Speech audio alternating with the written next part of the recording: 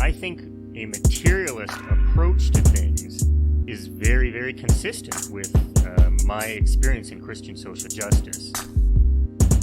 I feel like the deeper I get into anarchist practice, the deeper my faith is getting at the same time. I would hope that, securing means of life for all would be something all people of faith would say, oh yes, that's at the basis of what we believe.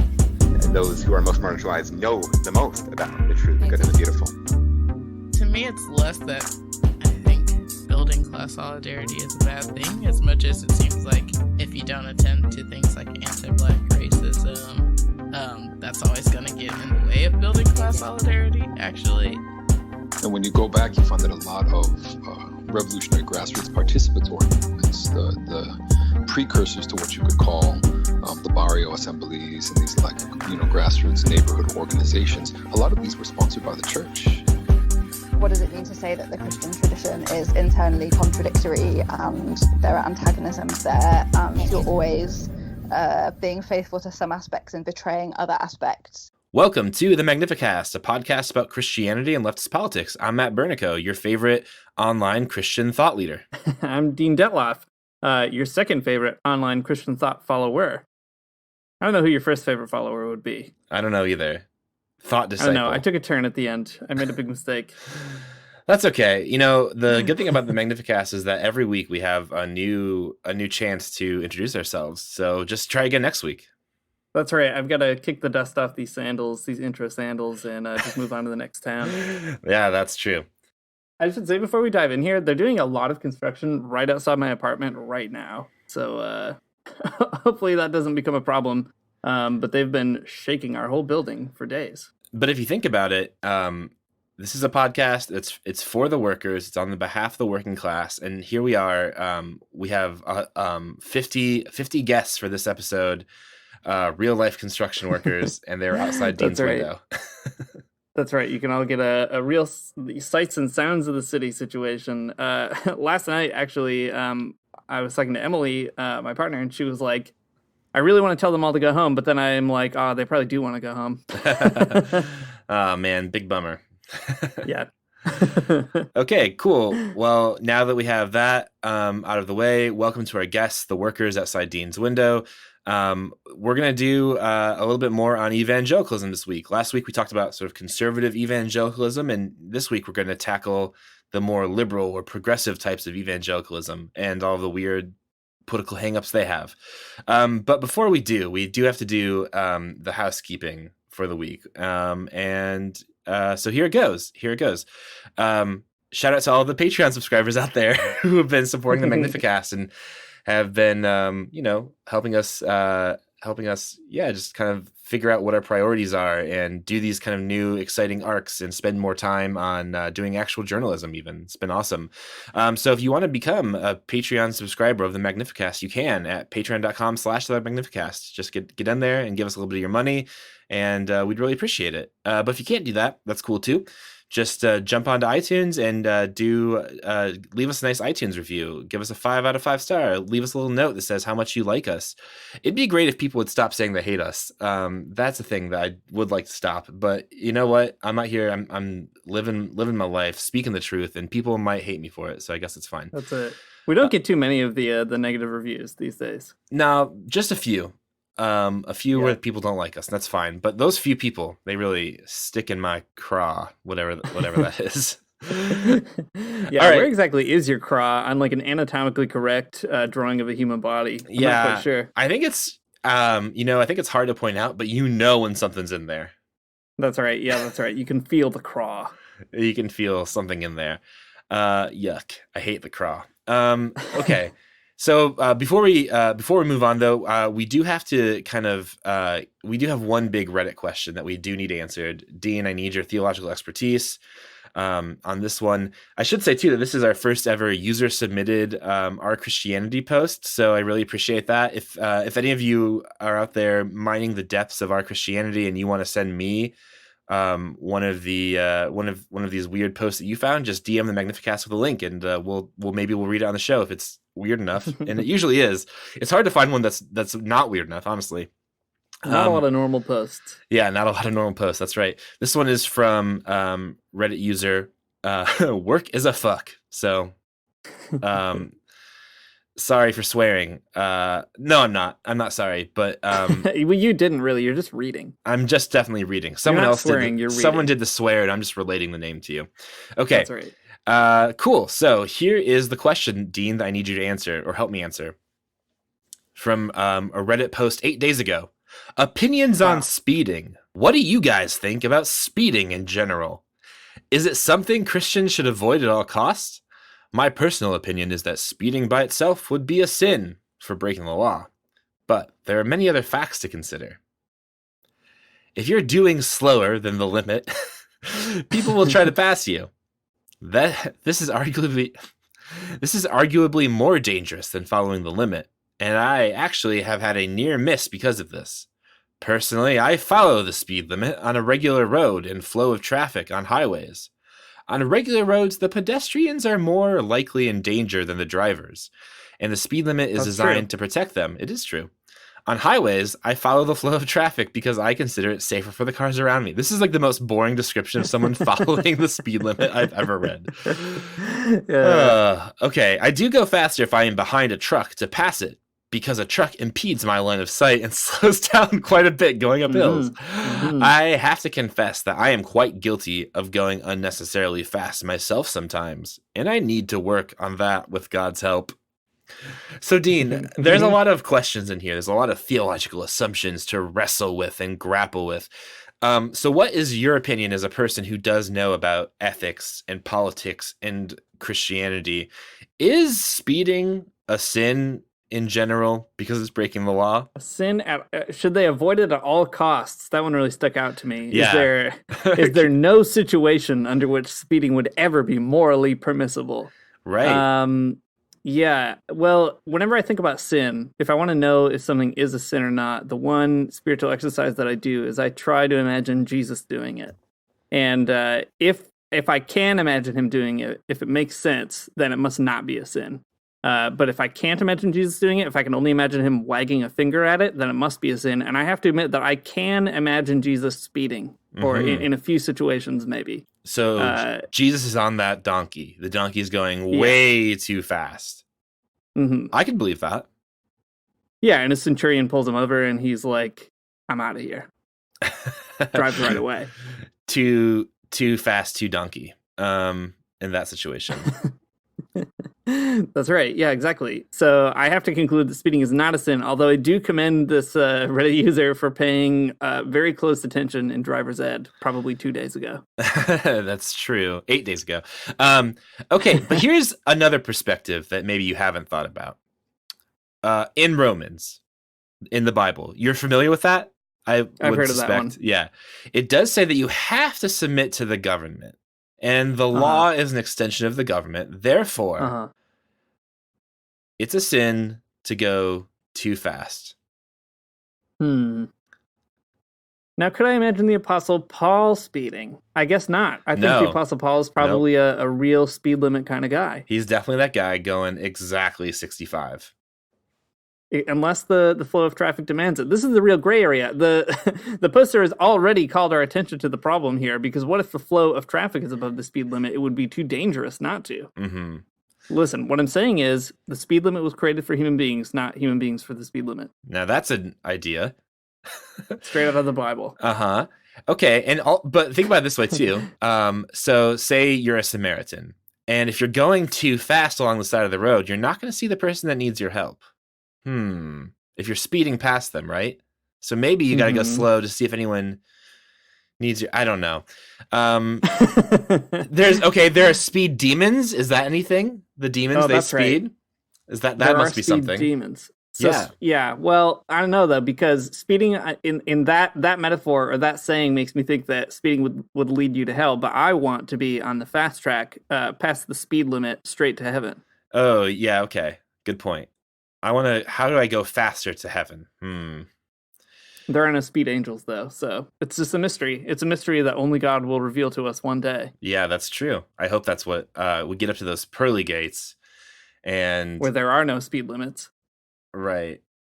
There's a highway to hell, though, That's not in the Bible. That's in an AC/DC song. And That's right. A highway to hell and a stairway to heaven. Okay, because stairways you have to go kind of slowly up, ascending. But there's no speed limit on a stairway. That's what I'm saying. There's no speed limits in heaven at all. So Yeah, good point.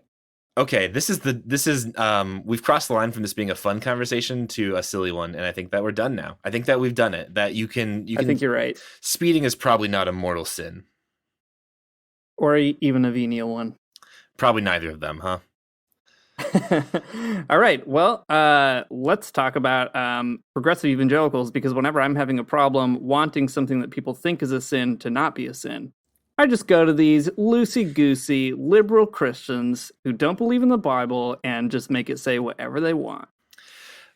Good. That's the place you should look. Liberal Christians, they're always telling you how things in the Bible don't really apply. Conservative Christians would never do that.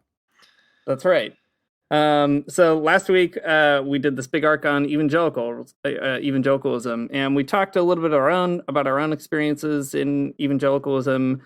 We talked about like white evangelicalism and the 2016 election, and then we talked a little bit more about kind of like evangelical patterns of thinking, or I don't know, just weird habits that they have that link them to capitalism and complementarianism and white supremacy and all that kind of stuff.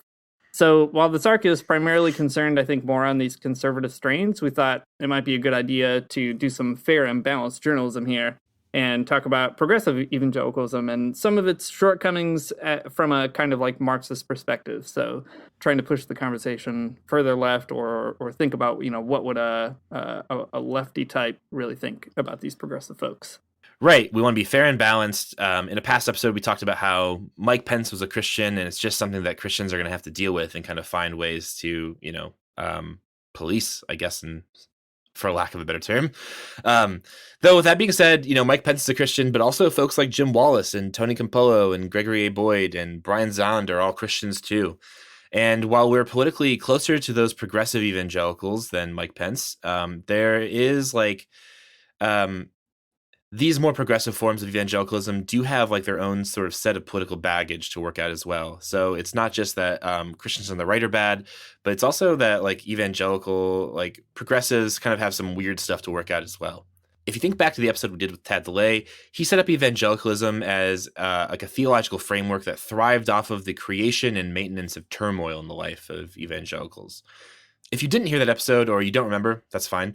It's an idea that's worth restating. So summarizing Tad DeLay's argument in the book's foreword, Clayton Crockett writes, "White evangelical desire intends to generate turmoil in our world because it is acting out of a profound fantasy of what it means to be chosen by God. The big idea is sort of counterintuitive. We tend to think that people try to flee from suffering and turmoil in their lives. After all, why would you want something bad to happen to you? Like, why would you be in a situation where you want to create that feeling?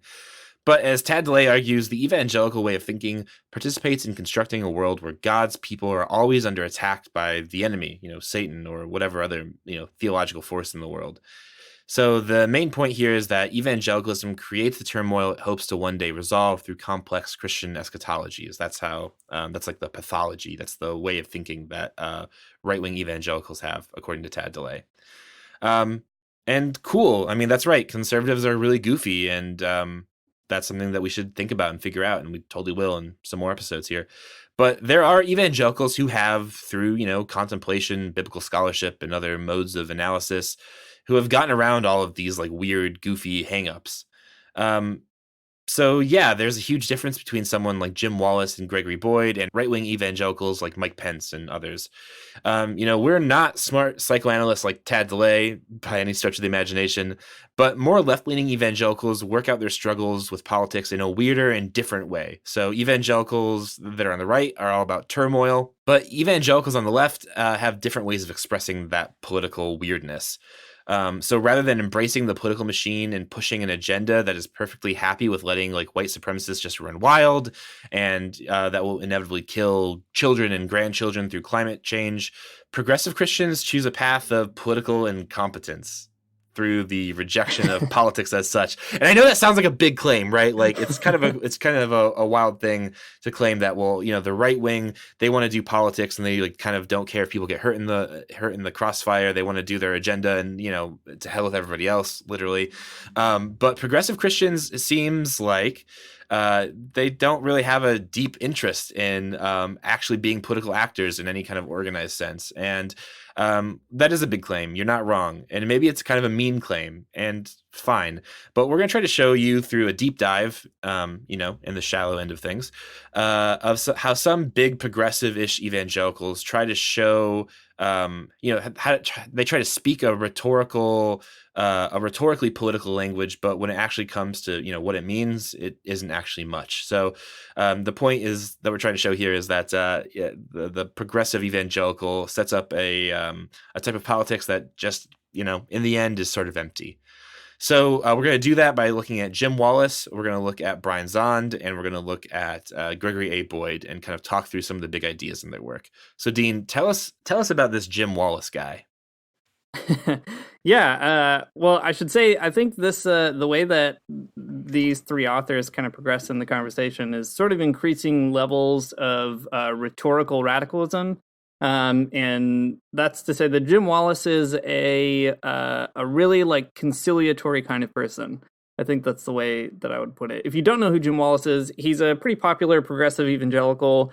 He was kind of the progressive-ish answer to the moral majority. So he has a conservative sort of view of what Christianity is in some respects, right? Like he believes the Bible. He wants to believe in what the Bible says. And he thinks that if you do that, then the Bible actually means that you shouldn't, like, for example, like wars and stuff. And like, that's cool. That's good. But he also has a history of having some conservative ideas about, say, like the LGBT movement or a number of other kinds of progressive struggles. And maybe we'll talk about that a little bit in a minute. But all that to say, Jim Wallis is a really towering figure. He is somebody who set up, along with others, of course, a publication called Sojourners, which is a pretty big deal voice in progressive Christianity, progressive evangelicals. It's good, even. Read it. It is good. They even I published an article there once about Kathleen Schultz of Christians for Socialism. So, like, we're glad that exists. All that by way of introduction to say Jim Wallis is a big deal, and we're gonna try to figure out why he thinks the things that he thinks, and maybe think through what it would mean to be a Marxist and think about his own kind of proposal. So, to get into this, we looked at this book called God's Politics. I don't know, strangely named, but the subtitle is Why the Right Gets It Wrong and the Left Doesn't Get It. Nope, don't like that. We'll talk more. We'll talk more about that rhetorical turn because there's a lot of reasons not to like it. To set up the conversation, the book was written in 2005, right after the Bush-Kerry election. And it's kind of Jim Wallis's way of making sense, I guess, of that election and trying to even piece together, like, what would it mean for these two different parties to actually kind of pay attention to a different kind of Christianity, right? God's politics, something that isn't reducible to Republicans or Democrats. So I'm going to open up this quote here and we'll get into it. And this kind of, I think, is a really good, like, through line. Like, if you had to pick just one major theme, this would be it. So it comes from the introduction, and he says, "Clearly, God is not a Republican or a Democrat, and the best contribution of religion is precisely not to be ideologically predictable or loyally partisan, but to maintain the moral independence to critique both the left and the right." So that's Jim Wallis's big, huge kind of. It's a perfect summation of his project, and even till today, this is kind of the thing that he's still doing. So Matt, how does that kind of rhetoric strike you? Yeah, I think it's an important one to note, sort of formally, because this is the type of rhetoric we're going to see amongst all of the progressive evangelical Christian types that we'll talk about today. That Christianity is bigger than the left and the right, and that it can speak into both of those types of political arrangements and ideologies, and it can have a powerful critique of them. And I think on its face, Jim Wallis is right. I mean, Christianity is bigger than the left and the right. That's true. But at the same time, it's kind of a weird thing to say, or a troubling thing to say, because while Christianity is bigger than, the American political spectrum or something, there is a certain type of normative set of beliefs that Christians should have and that they can be expressed, they can only be expressed kind of through political means in certain types of imaginative horizons, a word that will probably come to use a lot in this conversation. So I guess what I'm trying to say here is that Christianity is definitely bigger than the left or the right, but there's a social ethic that is normative to Christianity, or should be normative to Christianity, maybe that can be expressed through politics. So I guess what I don't like about Jim Wallace, what he's saying here, is that that there's somehow Christianity is outside of politics, when I think that it is actually thoroughly enmeshed within it. Yeah, I mean, what's wild about Wallace is he's not like he doesn't think we should retreat from like civic politics or anything like that. He spends a lot of time talking to Republicans and Democrats, for instance. But it's this sort of meta position that he thinks that Christianity occupies that allows him to feel as though he's outside of the fundamental confrontation between these two political parties. And I think that, like, the more that I have thought about Jim Wallace, I've kind of come down to two like baseline observations. And Matt, maybe tell me how this makes sense to you too. One is that I think that what Jim Wallace does is he kind of trades politics for morality, and the morality, moral language, saying that Christianity is a kind of moral, education, etc. All of that allows him to feel as though he's kind of transcended politics, or he's really arguing for like a real transformation of politics as a result of that broader moral framework. It's a bigger umbrella for him. So that's the one side. And the other side is that because he can only conceive of politics then underneath morality as a matter of like getting Republicans or Democrats together and figuring that kind of stuff out, his, what you just called this imaginative horizon, is totally limited to those two ways of expressing differences within capitalism, right? So the left is the Democrats and the right is the Republicans. So the way those two things go together is he has this moral position that makes him feel like he's trying to really corral the left and the right, who can't, figure it out because they don't have this broader, wider perspective. But the left and the right that he also wants to corral are extremely limited as well. I don't know. Does that kind of make sense? Like, those just seem to me like the base kind of limitations that Jim Wallace wants to work within. Yeah, I think that does make sense. I like the way that you put it, right? Like, where he puts morality supersedes politics, and Christianity speaks to morality. So that's how it's beyond sort of politics. But I feel like, I mean, from Marxist perspectives, from structural critique, I don't think that quite works out, right? Because from the Marxist perspective, the what's at the base of everything is the material realities founded on who wields power, but also economics, and like who owns the means of production ultimately, right? So for Marxists, it's really hard to kind of understand how morality would somehow supersede politics, and how religion would then inform it, right? It's sort of like the wrong order of operations from the Marxist perspective. Yeah, that's exactly right. We'll talk about what Wallace thinks about capitalism in a minute, because he does have some points in this book where he gestures toward it. But just to stay on this kind of morality thing, I think it's really fascinating to read this book in light of the Bush-Kerry election, because so many of the themes here are actually themes that have become like journalistic memes after the Trump election. Mm-hmm. So like talking about the religious left and, being like, where are the Democrats, right? And like Pete Buttigieg is kind of riding this wave of being the guy who talks to Christians. And all that can sound super new or fresh or whatever. At least a lot of journalists kind of write that way. But I mean, all you have to do is follow like the career, like the whole life of someone like Jim Wallace to find out these are actually pretty like tropey things in some ways. And to give you an idea, when Wallace is talking about like why he thinks George Bush won that 2004 election, I think that there is a lot that kind of gets revealed here. So he says this: if the Democrats could take the opportunity of a political defeat to really assess their language and style, the way they morally frame public policy issues, and their cultural disconnect with too many Americans, including many people of faith, then they could transform the political discourse. But it will require a serious reassessment. And if they are further willing to re-examine their positions on some of the cultural or moral issues the Republicans beat them with in 2004, they could virtually change the political landscape.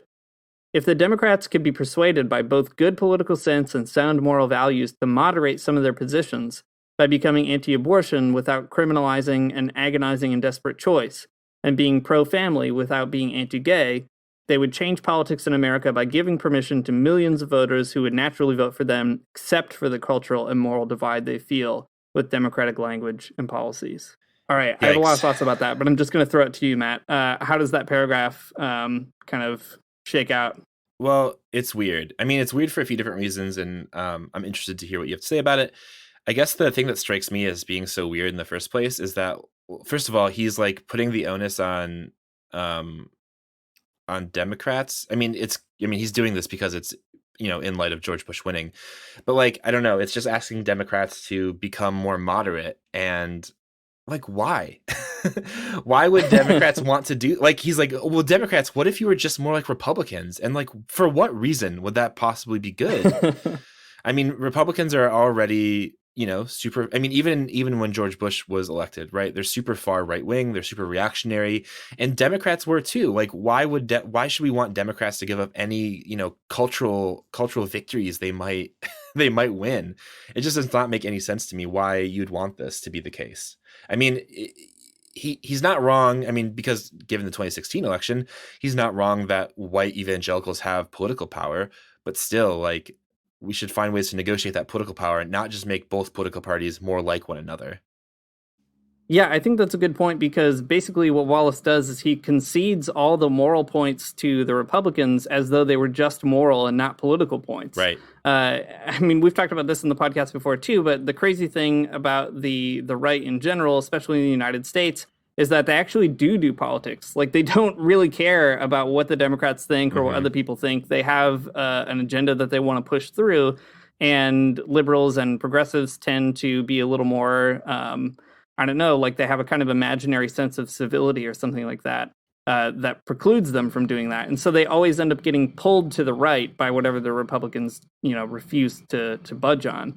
And I think the way this comes out in Wallace is bad because it's not political, but also bad because it causes him to sacrifice vulnerable populations like the LGBT community, or poor and struggling women, or women making a choice about their bodies, etc. They are sacrificed to the moral compromise of the Republican Party or something. Yeah, it's like, yeah. No, go ahead. I especially hate that part because the part that rubs me, I mean, like, exactly, these things rub me the wrong way because he's asking people who are already suffering to, like, sorry, just put your feelings on hold for a second, right? Like, becoming anti-abortion without criminalizing an agonizing and desperate choice, and being pro-family without being anti-gay. Like, these are such dumb positions because, like, what you're saying is, like, Democrats need to become more moderate on these things while betraying the people that, are their constituency. Like, they're representing these people. It's just such a weird thing to say, well, yeah, just be pro-family without being anti-gay, which means be against gay marriage, but don't be a homophobe, which is a contradiction in terms, I would say. It's what he's asking for here is, like, he wants both parties to sort of, like, moderate their terms, but, like, he's really just saying, Democrats, please be more friendly to Republican voters. And no, I don't think so. Right. I mean, there are a few places in this book where he basically talks about how poverty should be, like, the unifying thing that both Democrats and Republicans can agree is, like, a problem that we need to solve. And as a result of that, he ends up kind of sidelining many of these other issues, although he, like, spends a lot of time talking about, like, race and stuff like that, or even, like, talking about, like, Palestine and things. But for some reason, like, he can't imagine advocating for, like, I don't know, LGBT folks in the same way or something. Right. So I think there's something about that is significant, and also maybe betrays the conservatism at the heart of so much of progressive Christianity. But I do want to kind of push us in the capitalism direction. So let me hit you with this. I did, like, a Control F search through this book for all kinds of things, Marxism and related terms, nothing like that, nothing about socialism, etc. But there are a few references to capitalism, and here I think is the most telling one. So he says, corporate CEOs, no less than everyone else, have a responsibility to the common good, not just to the bottom line. The entrepreneurial spirit and social innovation fostered by a market economy has benefited many and should not be overly encumbered by unnecessary or stifling regulations. But left to its own devices and human weakness, okay, let's call it sin, the market will too often disintegrate into greed and corruption, as each week's reports of corporate wrongdoing painfully reveal. Capitalism needs rules, or it easily becomes destructive. A healthy, balanced relationship between free enterprise on the one hand and public accountability and regulation on the other is morally and practically essential, as many are now coming to see. I'll maybe talk a little bit more about how this catches out for him in terms of electoralism, but what can we say about that, Matt, as maybe Christian Marxists? Yeah, well, I mean, on the one hand, it doesn't even meet like the minimum criteria for being critical in any way, right? He just says the entrepreneurial spirit and social innovation fostered by a market economy has benefited many and should not be overly encumbered by unnecessary stifling regulations. Like, how do you make that judgment? Like, through what lens is that true? And how, why would we come to agree with you? Why would we agree that that is a given? And I think that is bad. So I think that he should question some of those givens in his life. And how does he know that's true? I think is a question I would ask Jim Wallace.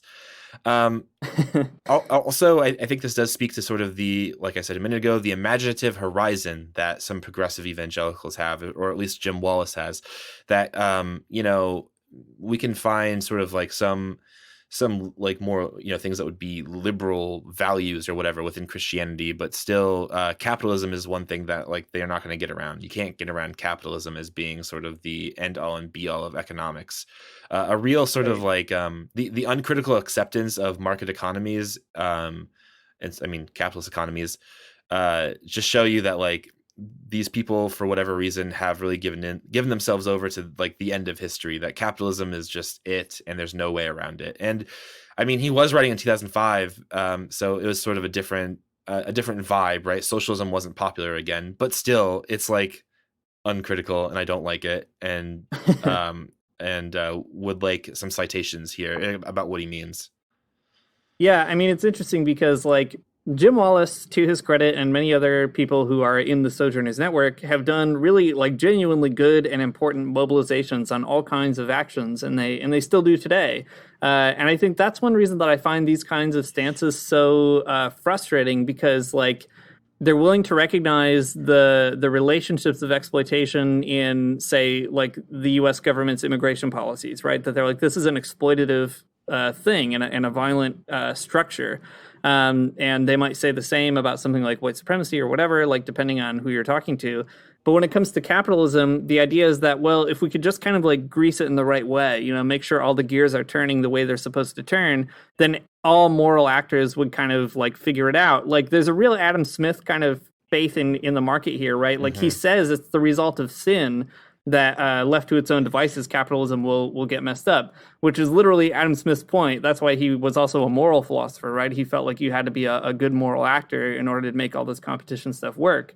And I think it's like a really strange kind of having your cake and eating it too. And from a Marxist perspective, it's like you really need to figure out the ways in which this economy is an exploitative economy, no matter how you regulate it or hold it accountable. Like it cannot be ultimately regulated or held accountable, I guess. It is kind of a betrayal too of the moralism that he was espousing in a few, from the quote earlier, that, what's important is sort of like the Christian morality, and politics, it comes under that. But here we're seeing kind of the opposite, right? That, well, capitalism does exist and sin does exist at that level of economics. And it's just weird that, like, I don't know, I'm just not seeing like a really rigorous way of thinking about the material conditions in Wallace's book. And if you're going to write a book about politics, I think that you need to do that.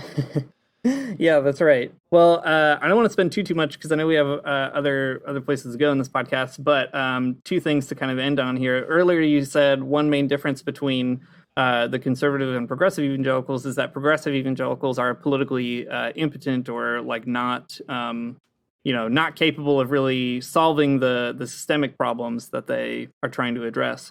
And I think that comes out especially in Wallace when he talks about liberals and conservatives as these kinds of like obvious sets of beliefs, right? Yeah. So he says at one point, liberals must no longer be content to just service poverty instead of overcoming it, and conservatives must stop merely blaming poor people for their poverty instead of taking some responsibility themselves.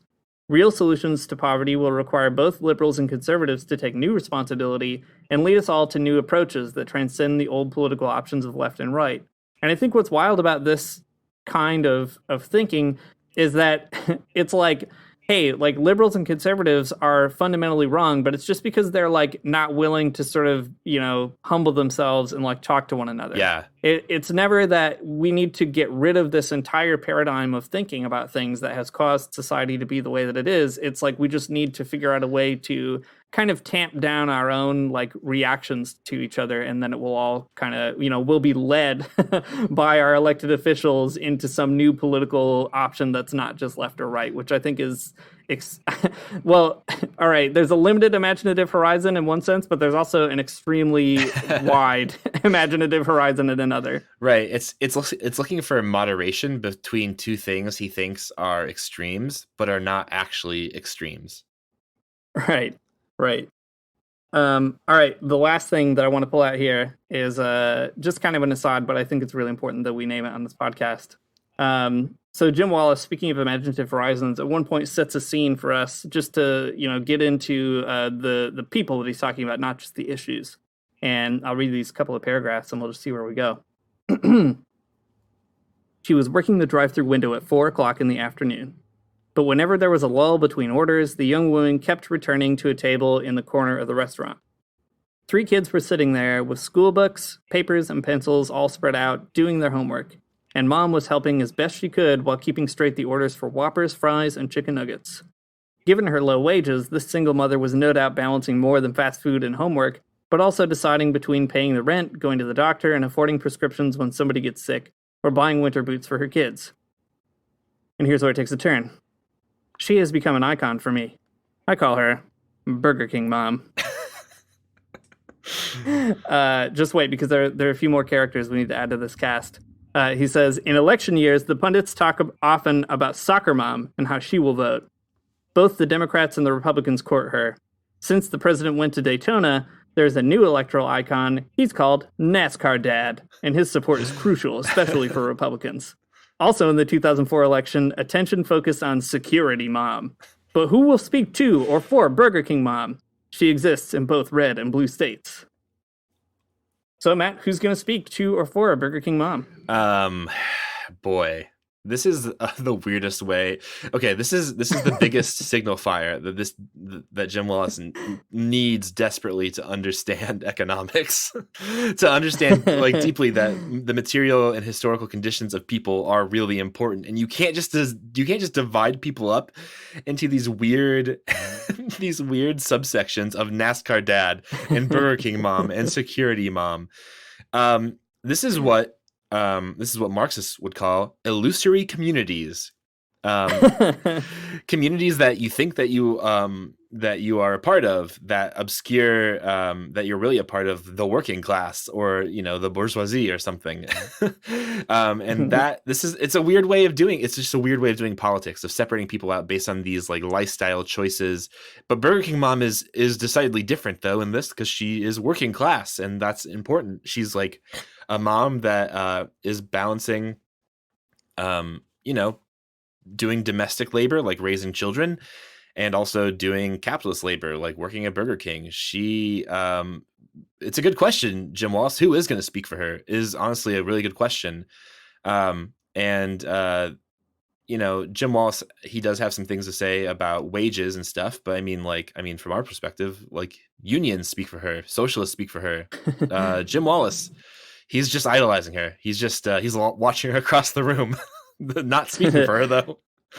Yeah, I mean, it's tough because, like, on the one hand, I do want to be kind to Jim Wallis because he does, like, think that there should be a huge increase in the minimum wage and all that kind of stuff, right? Like as far as capitalists go, like, he wants to be a nice one, a more compassionate one. Right. But I think that's also exactly the problem, right? That, like, on the one hand, like, he is making fun of this trope of like reducing whole political issues into like a stand-in person and then kind of taking advantage of it, right? Flipping it on its head, like this NASCAR Dad, Soccer Mom, or whatever. What about Burger King Mom?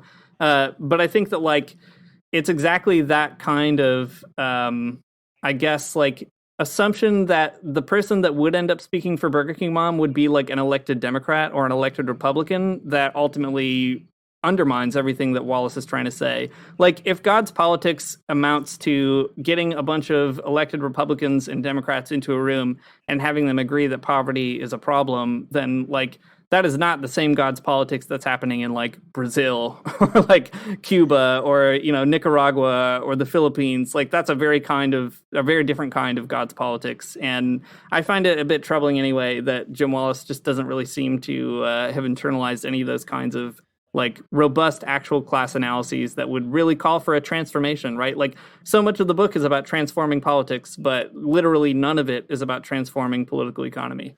Yeah, like I could imagine Jim Wallis kind of retorting and saying like, well, you know, this is the poverty is the place that Democrats and Republicans should agree on, like that it's a problem, right? Like they should care about Burger King mom. But the problem is that like they would both agree that it is a problem, right? And they might agree for moral reasons. They might have a religious reason for believing poverty is a problem. But what sucks is that like exactly they would never think of transforming the political economy. They would think of like they would just rely on their own capitalist ideologies to say, well, it sucks. Maybe she should find another job. Maybe there should be like a state safety net. Maybe she just isn't working hard enough. Maybe she should get a second job, right? Their answers to poverty would be completely stunted, and I don't like it. Yeah. Well, all right. We spent a long time on Jim Wallis. Yeah, we sure did. Yeah. But you've pulled out some stuff from Brian Zond and Gregory Boyd. Do you want to go to them with the last, 20 minutes, half hour or so? Yeah, for sure. Let's do it. Okay, so Brian Zond. We're going to talk about him next. Brian Zond is a contemporary, popular pastor, definitely one of those liberal types. Pretty popular to... He probably wouldn't say that he's a liberal, weirdly enough. Yeah, but conservatives would say that he is. That's right. He wouldn't say he's a liberal, but conservatives would, and I would say he's a liberal. So finally, something that conservatives and a Marxist agree on. I mean, Brian Zond is not like the most like dangerous person, I don't think, in the world. I mean, that's the thing about these folks is they're not dangerous in the sense like that like right-wing people are, but they're dangerous in the sense that they don't really have, much of an interest in doing politics, and in turn that means that they're not really using their their political power to speak out for the people that need it. So yeah, I don't know. We'll work out more of this in a minute. So Brian Zond has a blog that he published in August, and I kind of just pulled a few lines from because it's a pretty good example of like Brian Zond's thing. And let's just kind of get into it. So this is from a blog he wrote called Trumped, and here's the opening. When I pulled away from lockstep allegiance with the religious right because I had seen the kingdom of God and had begun to take Jesus and the Sermon on the Mount seriously, many politically conservative Christians accused me of, quote, going over to the other side. Committed as they were to a dualistic us versus them paradigm, they could only interpret my kingdom-conscious approach to politics as traitorous. If you're not on our side, you must be on their side. In their closed dualistic system, even Jesus has to be a Republican or a Democrat. So, my honest claim to have no interest in the left-right political divide because I only cared about following Jesus fell on deaf ears. They could not see the kingdom alternative I was pointing to. They could only see us versus them, Republicans versus Democrats, elephants versus donkeys. They were incredulous about my claims to only be interested in following the Lamb. Yes, I learned the hard way that if the kingdom of Christ is not perceived as a viable alternative society, then competition for conventional political power seems like the only option for influencing the world. All right, so we see a lot of the same stuff we saw in Jim Wallis here too, that Christianity is not just left or right, that following Jesus is a peculiar way of living that's completely different.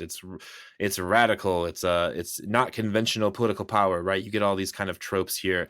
But when it comes to like what this actually means, it's kind of vague, if not meaningless. I mean, I don't want to like oversell like maybe that part of this, but I can't understand what this really means, right? They could only, like he's talking here about conservatives, they could only see it as an us versus them kind of thing. They couldn't think about how Jesus would be doing something that isn't us versus them or left versus right. But like I don't know what it would mean to not do that. I mean, there are people who are in power who exploit those beneath them, and that is the sum of politics. That's the history of the world. It's class struggle. It's even what we see in the Bible. We see in us versus them, and Jesus kind of works it out in a way that is more or less pretty political, and maybe not in terms of Democrats versus Republicans, but it's political just the same. So saying that you don't want to do politics, you want to get away from left versus right, just, I don't know, doesn't really mean much to me. I don't really know what's going on there. Dean, what do you think? Save me from this hell that I've gotten myself into. I mean, it's tough because so many of these things are approximating a good point, right? Like, yes, if you're a Christian, you should be suspicious of both Republicans and Democrats. And I personally don't like the idolatry language because I think it often misses like good materialist rhetoric. But whatever, like if that's what does it for you, that's great. Like, that's fine. And there's probably some truth to that. But I think that what's strange about this is someone like Zond would be arguing, I think, even if he had to talk about politics, for a kind of otherworldly politics, or like a kingdom politics that doesn't like neatly fit into like the box of worldly politics, etc. And I think that like, whereas maybe someone like Jim Wallace kind of moralizes politics, it seems to me like Brian Zond really like makes it an existential problem. It's just like a different way of being, or like a different way of thinking about your life and your world. And the trouble is, it's that kind of existentializing of politics that actually stops you from changing the world, right? It's like you're able to look around and see that a lot of this stuff is like illusory or made up or dumb or something like that. But it doesn't allow you to be like, and it could be different. It's just kind of like, and I could be different. Yeah. And I think that is like a depoliticization of something that could be a radicalizing realization. Yeah, I think so too. Okay, so kind of going forward with Brian Zond here. So after he says that first kind of bit about his politics and how they're so different, and how that's an important difference for him, he starts going on to talk about Donald Trump and how he really doesn't like Donald Trump, and he can't believe that evangelicals are sort of like buying into it, because not only is the left versus right bad, but like the specific right wing evangelical that he sees kind of as a magnet to Trump is particularly bad, right? So left politics in general, bad. You should just follow Jesus, etc. But the specific type of instantiation of politics around Trump, especially bad. So he says this. He's quoting Trump here, by the way. It'll be pretty obvious. The only way to get rich is to be realistic and brutally honest. It is tough, and people get hurt, so you have to be as tough as nails and willing to kick ass if you want to win. My motto is always get even. Even when somebody screws you, you screw them back in spades. That's Trump, again. Very clear. Nice. Nice motto. This is Brian. This is Brian's response. God, I'm butchering this. Nice motto. Kicking ass and getting even are acceptable if you're an apprentice of Gordon Gekko, but not if you're an apprentice of Jesus Christ. Nice. A big play on words there. I appreciate that. So you can understand why I had a pastoral conversation with my young disciple regarding his reading material. Donald Trump's screw them back motto and Jesus Christ's golden rule are mutually exclusive. So you get it. He doesn't like Donald Trump. But again, it's like he's kind of taking a moral approach to this rather than a political approach. So instead of saying like, okay, we can find political ways to oust this dude, to defeat him, instead of that, he says like, no, you just have to do a different type of morality or something. It's not actually clear what he wants you to do in any of these situations, but I don't know. Dean, what do you think about this? Yeah, well, it's telling that the juxtaposition here, right, is between Trump's motto and the golden rule, right? You could juxtapose Trump's motto to so many different things, or even Trump to so many different things, right? Like the prophets, like railing against the rich, like Trump begins this quote that he even says, saying the only way to get rich is to be realistic and brutally honest, right?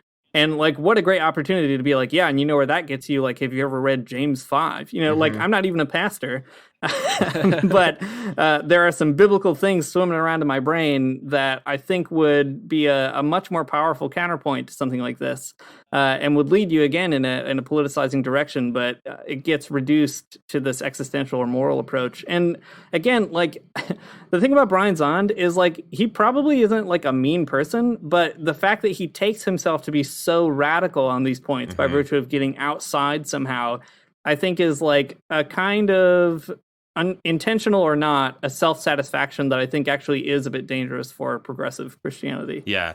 Well, here's an expression of some of that like supposed radicality in his writing. Brian Zond later in that blog says this: the New Testament ends in Revelation with a flourishing new Jerusalem of Christ reigning over the nations. I'm not looking for a new Babylon where some elephant or donkey sits on the throne. I'm looking for the new Jerusalem where the Lamb sits on the throne. Okay. I mean, like, that sounds utopic and interesting, but like, I don't know what that means for politics now. I guess is kind of the thing that I keep coming to, is that it's a trope that even comes out in like Shane Claiborne's book, right? Like, you want Jesus for president. That'd be a wild thing to think or believe, but like what it actually means is kind of like beyond me and these people in this writing. Like, does it mean a different political economy? We don't know. Does it mean like, does it mean a world where people aren't alienated from their labor? We don't know. It's just wild. And then I think the conclusion of this piece draws out more of like the problem. So I'm going to read that really quickly. So right before this conclusion, though, he's talking about all of the bad things that Donald Trump has been doing. So that kind of is a precursor to what he's about to say. As I write this, I'm on a flight from Toronto. And for all I know, what I've written will be out of date by the time I land in Kansas City. Donald Trump will do more bad things, probably. I'm certain it will be out of date by the time this is published, but I write it anyways. I write it in memory of my father. I write it so I'll be on record. I write it so my grandchildren will know that during the Trump era, I wasn't duped. I wasn't silent, and I didn't go along for the ride. I want them to know what I saw was happening. I knew it for what it was, and I spoke out. Okay, so that's fine, Brian. I think that's great. Like, you should write and tell everyone that Donald Trump sucks. Like, I'm behind you right there. But like, writing isn't politics. Doing theory, it could be a part of politics, right? Writing could be a part of politics. It could be sort of support for like action and that kind of thing. But writing itself isn't political. And writing something just so that people know that you weren't duped is like, what's the point? Like, why would anyone care? Like, you weren't duped, but what did you do? Like, how did you organize against Donald Trump? How did you organize for the immigrants in concentration camps? How did you organize for the people who are working like awful jobs and don't have a living wage? It's awesome that you can see through this because you believe in a world where Jesus is on the throne, but what are you doing? I mean, I hope something, but I don't know. It just is like so painful to me. There are even liberals in the world doing extremely good political work. Like, they're doing advocacy work, and like, what and why aren't you a part of it? I guess is what I'm asking. Like, even Jim Wallace. Yeah, even Jim Wallace. I just think it's so that I think this is so sad because it's just like, it's trying so hard to be something important and say something important, but when it actually comes down to it, it's not doing something. It's not doing it. It's politically ineffectual, I guess is all I'm trying to say. Yeah. And maybe I don't know. Maybe Brian Zond is behind something like really important. Like maybe he's really doing important organizing work, but I don't see it, I guess. So it just seems like it's ineffectual. It's not trying to actually change the world in a radical way where Jesus is sitting on the throne. I don't see it. Yeah, I mean, at the very least, he's not pushing other people to do movement building or, organized kind of work in this public platform. Whatever he does in his private life, like, I'm not sure either. But I do. I mean, you mentioned like what is he doing for kids in like concentration camps? I remember not too long ago on Twitter there was kind of a dust up, and I think I like retweeted it, probably saying something mean from the Magnificast account, but I'm going to defend it.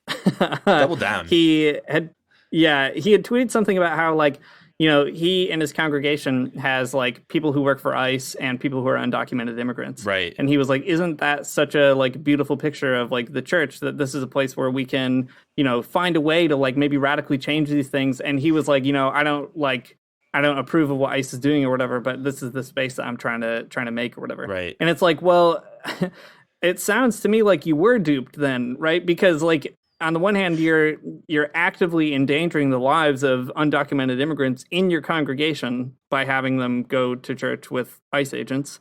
And on the other hand, like, you can't seem to preach a gospel that would alienate somebody who is literally working for an organization where, like, kids get sexually assaulted and like they die. They are killed in ICE's custody. Like, yeah, exactly. If you have people that are in ICE in your church and you're not convicting them to like quit their jobs, then I don't think you're doing enough. And like, I'm not trying to say like I do so much organizing work and I'm such a good activist or something, because I'm like not, but like I'm here for it, I guess is what I'm trying to say. And I just don't see that. I don't see that in Brian's work. and I'm mad about it. Yeah. And I don't think it's just because of him personally. I think it's because this is the way that progressive evangelicals think, that there's like a radical Jesus-y way to get beyond left and right. And we just, need to be faithful or whatever. But without changing the political economy, without changing like the structures of oppression and white supremacy, we're not doing anything. Yeah, I mean, that line that you had, that writing isn't politics, I think that is like a perfect way of really summarizing this kind of, this thing of which Brian Zond is a symptom, even though he's not the only cause or something. Yeah. Okay, let's talk about Gregory A. Boyd for a hot second here. We're almost to the end of this hour, and we're going to go over it for sure because that's what we're good at. But the last thing that we took a look at for this week is Gregory A. Boyd's Myth of a Christian Nation. It's an interesting book. I remember reading it when I was like 19 or 20. I was in college and kind of getting into this whole like anarchism, Christian anarchism thing. And this book was actually a pretty important thing when I read it. And looking back on it now, I have some critiques. But we're going to see here maybe a more intellectualized version of the tropes we see with Jim Wallace and with Brian Zond as well. So Gregory A. Boyd's book, it's like it's not bad. I mean, if you're kind of interested in the sort of progressive Christian perspective, this is maybe the thing to go read. It's not bad, but it does have some blind spots and a way of thinking about the world that I think is not good for political analysis. It's lacking, just to say the least. So his book starts off with this section called The Kingdom of the Sword. And what he's trying to do here is trying to differentiate like a worldly type of politics, the left and the right that Wallace and Zond have been after. And he's trying to separate that out from like a Christian type of politics, a not of this world type of politics. So he goes kind of at length to describe what the kingdom of the sword is. And this is what he says. Wherever a person or a group exercises power over others or tries to, there is a version of the kingdom of the world. It comes in many forms. The kingdom of the world is in essence a power over kingdom. So he's trying to describe a type of power, a political power that is exercised over people, right? The reason why this is exactly why this book was interesting to me when I was like 19 and 20, because it was talking about power in a way that was like, against power. And so there's like I think a really strong anarchist vibe to this, but it never really gets to anarchism as such. He goes on to kind of talk about this type of power a little bit more. So he says this: I refer to the power of that kingdom, the kingdom of the world, as the power of the sword. I'm not referring to a literal sword necessarily, though it's often been true. An interesting aside. But rather to the ability of those in power to inflict pain on those who threaten and defy their authority. The power of the sword is the ability to coerce behavior by threats and to make good on those threats when necessary. If a law is broken, you'll be punished. So that's the type of power that Gregory A. Boyd is against. That's the kind of power that he sees as intrinsic to the power of this world. And he's not really wrong. I mean, like all governmental types of power are coercive at the end of the day. This is like discipline and punish type stuff, right? This is like Foucault's big point. But I think the weird thing to me about this way of thinking is that all coercion is bad. And I don't necessarily believe that. I guess that's why I'm not an anarchist. But it seems like some coercion is extremely good, right? Coercing billionaires not to have billions of dollars seems all right to me. Coercing business owners not to make their workers work, 14 hours a day seems like a good coercion, right? Like, unfortunately, people need to be coerced sometimes, because if you don't, then they will not do what is in other people's best interest. And I don't know. I guess it sucks that we have to coerce people, but coercing people is like, for good, is kind of what things are all about. Yeah, well, I mean, I think even more than that, like this argument is kind of a position of privilege because it does not have to contend with the coercion of structures of violence that are in the world right now, right? Like the fact that capitalism exists is already a coercion that you're actively participating in, and you're forced to participate in it if you live in a capitalist economy, right? That's the kind of thing that it seems to me Greg Boyd doesn't or can't theorize, that it's not just governments or laws that coerce. It's not just the power of the sword. Like It's also the inability to do anything, or the inability to build a political movement that could confront that, right? A more retreatist impulse. It leaves in place a system of coercion that you would depend on if you wanted to, I guess, have this kind of escapist story that he seems to be telling. Yeah. So here's a little bit more that gives more character to what he wants to do. Other than that, what's with the other option that's not the kingdom of the sword.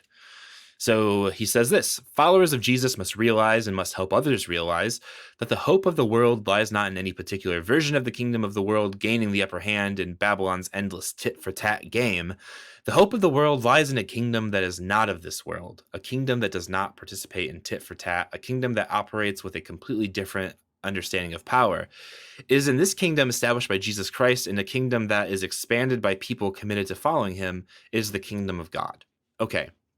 Like, I guess what I don't like about this here, this is like a long laundry list of things I don't like, but what I don't like about this here is that it's vague, that you could read in a lot of things here. Like, but at the same time, it's just like it's a political perspective that's asking it's asking individuals and maybe small communities to be morally upright, to do things that Jesus would do, to become little Christs in that sense.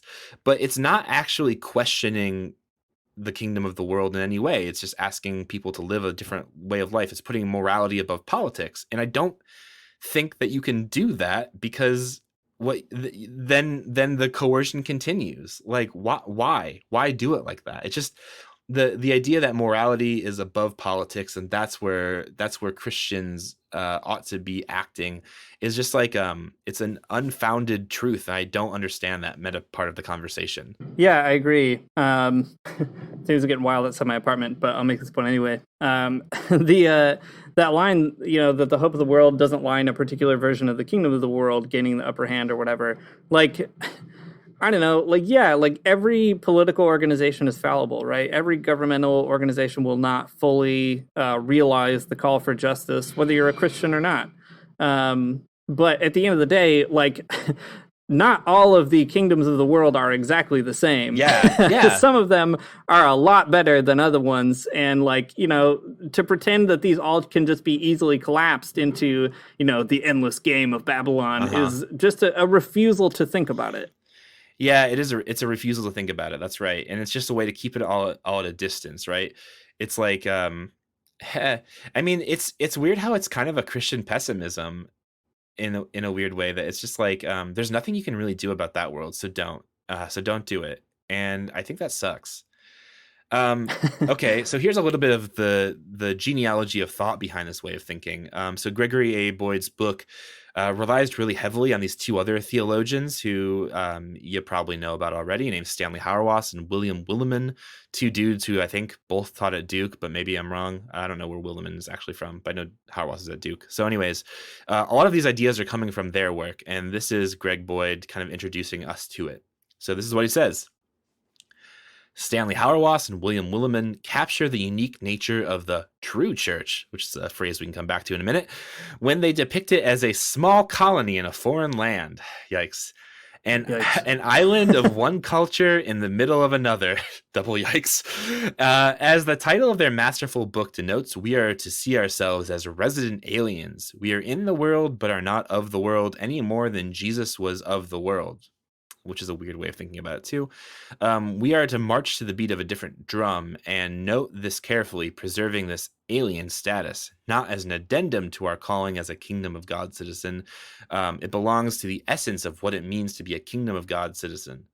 The way we advance the kingdom of God is by being the unique kingdom of God in contrast to the kingdom of the world. I just feel like I heard you say kingdom of God like 100 times. You're not wrong. I did say it 100 times because Gregory A. Boyd has written it 100 times. Okay. So there's a few things to get out here. First of all, Hauerwas and Willimon, please reevaluate your colonialist metaphor. It's not good. So that's a thing to think about. It's bad even is right. Again, this is another way of saying Christians ought to be moral actors and not political actors. You should be involved in this one type of kingdom, not this other. But what does this mean politically? I have no idea. And it kills me. because I just don't know what any of that actually, what does it concretely mean to participate in the kingdom of God and not the kingdom of the world? Does that mean that you should move into a house with a bunch of other people and kind of like do the new monastic thing? Does it mean that you should just like be really kind to people and open the doors for them? Does it mean that you should just give money to homeless people when you see them on the sidewalk? Like, I guess I could read so much stuff into this. It is politically irrelevant. It's impotent. It's something that makes me feel like I'm saying something radical, deep, and meaningful, but it's not doing a goddamn thing. And I don't like it, Dean. Yeah, me neither. I'm not going to try to make you like it. That's for sure.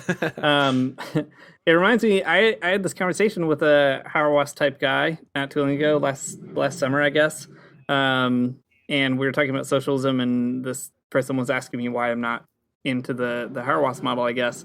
And I was saying, well, you know, if everyone en masse decided to just like share all their possessions in common or whatever, like there'd be some production questions that maybe Marxism could help or whatever. But at the end of the day, like that's not going to happen. It's not going to take down the kingdoms of the world.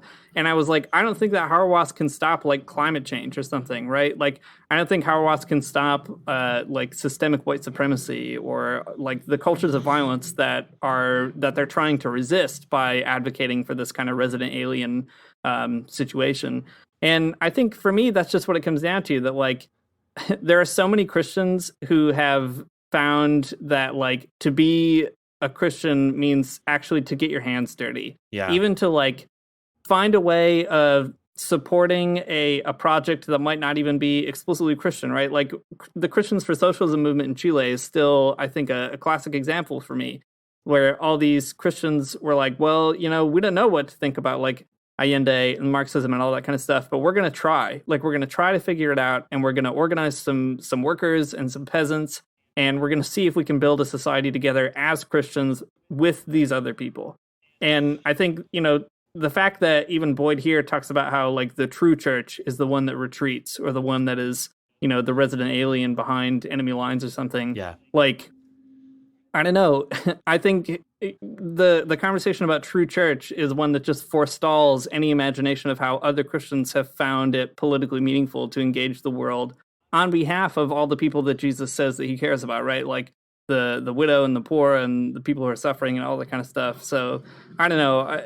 Again, it's just like, it's bad rhetoric because it convinces you that you've said something. But like you said, Matt, it doesn't say anything. Yeah. It is like it reminds me a lot of like a progressive Benedict option or something. You're not doing anything, but you're going to hang out together, I guess. All right. Well, I think that's probably a good place to kind of cap that conversation off.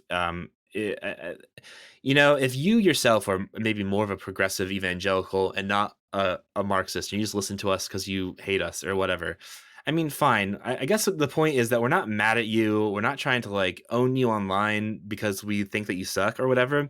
I guess what we're trying to do is just kind of stage an intervention that this way of thinking about the world has its ups and downs, that there's some things that are good about it. Like, you know, that following Jesus really does mean rejecting the like evangelical right. I absolutely believe that 100%. And I think that we're in agreement there.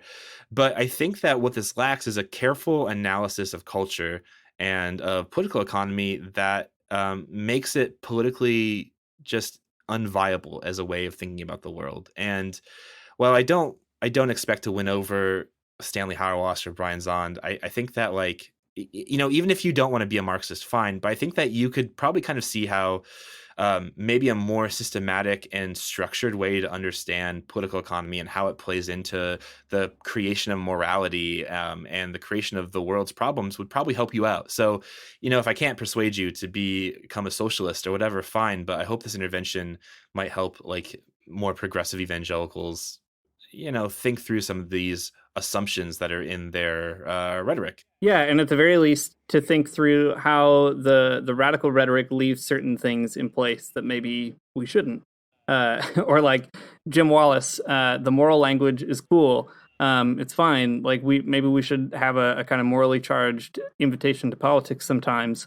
But if that moral language ends up preserving a political economy that's based on immorality, then, you know, we have to think a little harder. So one thing that Marxists will say is a lot of progressive liberals rightly recognize that like society is wounded in a really deep way. But what they try to do is cover that wound with like a small bandage. Right. And that isn't going to do it, right? Like you need to deal with the wound entirely, or else you're going to have to keep on finding more and more Band-Aids. So I think, yeah, I mean, like you said, even if you're not a socialist, like at the very, very least, you have to start asking these questions of like, from where do all these problems derive? And what is a significant and actually meaningful material response to them? All right, we did it. We got all of the questions answered. Cool. Well, we'll be back next week with some more stuff on evangelicalism. It still remains to be seen exactly what that will be, but we'll figure it out this week. Thanks for listening to the Magnificast. If you like what you heard, and we know you probably did, you can support us on Patreon, patreon.com/the Magnificast. You can also leave us an iTunes review. Just go to iTunes, search the Magnificast, leave us a review, and we'll be forever thankful to you. Yeah, cool. The intro music is by Mario Armstrong. The outro music is by The Illogical Spoon. And, well, this is a good one. I liked what we did here. But we'll see you next week with more of that good stuff. Heaven come to earth and there won't be no church. We'll meet down by the riverside. There we'll swim with all creation. Never get tired, never bored. Don't worry, someday there'll be no dam between us and our Lord.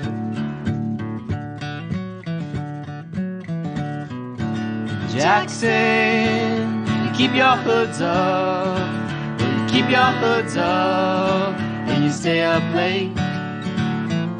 In Jackson, you keep your hoods up. Well, you keep your hoods up and you stay up late. Oh, don't mind